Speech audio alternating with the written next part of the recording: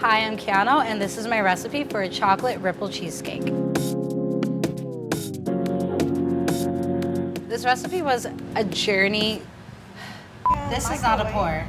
So here's where trouble is right now. So this recipe took a lot of development to nail down. I mean, the amount of math and science, figuring out volume of batter I needed for the whole cake. What I'm going to do is pull out my calculator and figure out within my 2 cups of chocolate amongst 4 bowls and divide it so it can properly scale up, as well as how much stabilizer I needed in order for the colors to not bleed into each other. Uh-oh. Oh, so it's hot.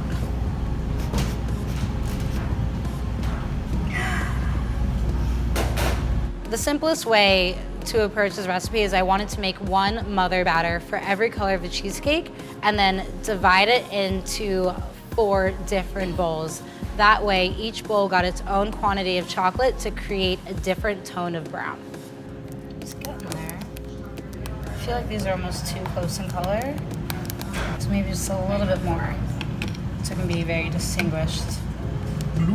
Part of the difficulty was just the mechanics of filming while cooking, because when I would put down a bowl to change camera lenses, the batter itself would actually start to set. So the idea is to like pour them all into the pan.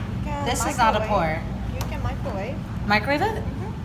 But you have to change the container. Yeah. So I'll put it into a microwave-proof container. This could set our kitchen on fire. And 15 seconds. great. Yeah. Solutions by Rie. So each batter has to remain kind of loose and warm up until it's all done, and then it can go into the fridge and set.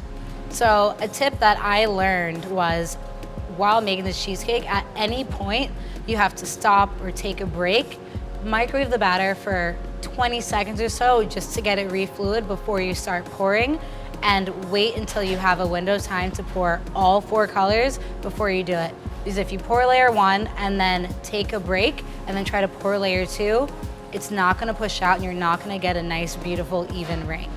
So it definitely requires your full attention while making. Fingers crossed for layer 3. I'm just like ready. We're rooting for you, layer 3. Come on, layer 3. I'm living in like the Twilight Zone right now. You did it! This cheesecake is definitely one of the more aspirational desserts I've made. It requires a lot of attention to detail and patience. So if you are a hobby baker and you just want to like dedicate an afternoon to making something like really stunning and beautiful for your friends or family for any occasion, this is definitely a fun recipe to like take on as a challenge. I really have a genuine interest of knowing what other flavors can be made with this cheesecake. So if you do make another flavor, please let us know, pop in the comments, and maybe I'll give it a try too. Oh, yes! I think mango would be good. Yeah, so I'm gonna make it.